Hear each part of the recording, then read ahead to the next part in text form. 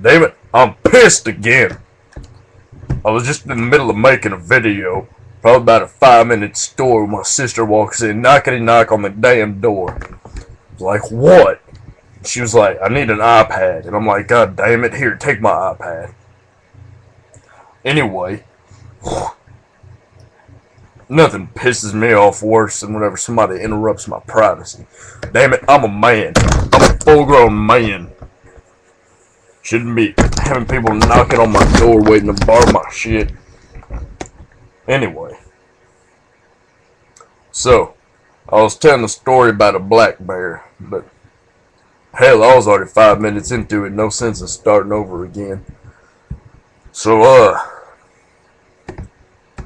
some people are like, Earl, what did you figure out that, you had a voice of God and you were tougher than Chuck Norris? And I said, whoa. I never figured out I was tougher than Chuck Norris. Chuck Norris just figured out he was weaker than me, alright?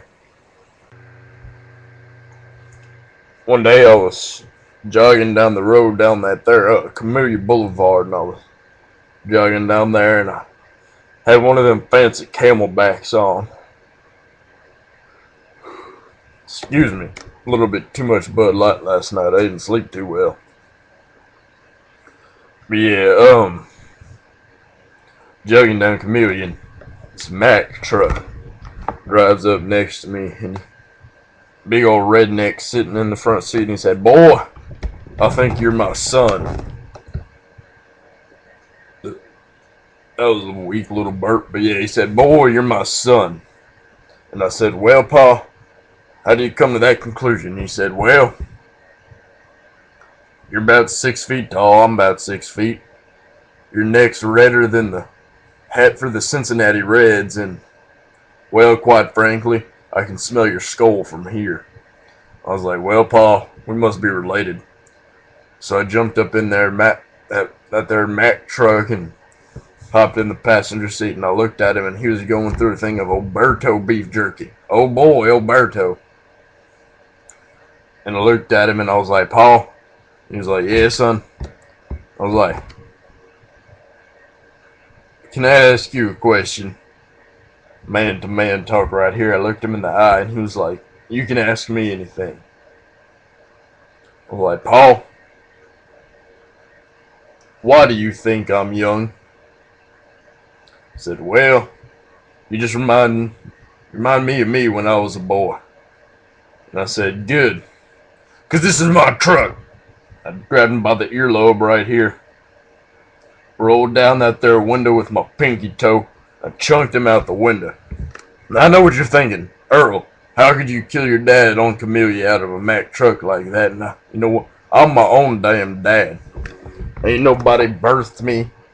I just appeared one day in a deer stand with a Remington on my shoulder. That's right. America. Hell yeah. I don't even know how I got on this tangent. Damn. I get lost sometimes in my mind. Got so many things going on up there. I don't really know where to go to next. You ever heard of a tsunami? We used to have a nickname for them back in the day. It's called a plunger dumper. Whenever I'd be fishing down in Sippermore Point or down in Venice or somewhere like that, and I'd have to poo, I'd drive about 30 miles offshore in my little skiff and take a dump in the water. And they'd call it the plunger dumper because once I started dumping, it took God's plunger to unclog that toilet. Yep. You're welcome, Indonesia, Malaysia, wherever the hell that badass tsunami was a few years ago. Sometimes I can't control myself, but whatever. People get over it. If they don't, ask Cam.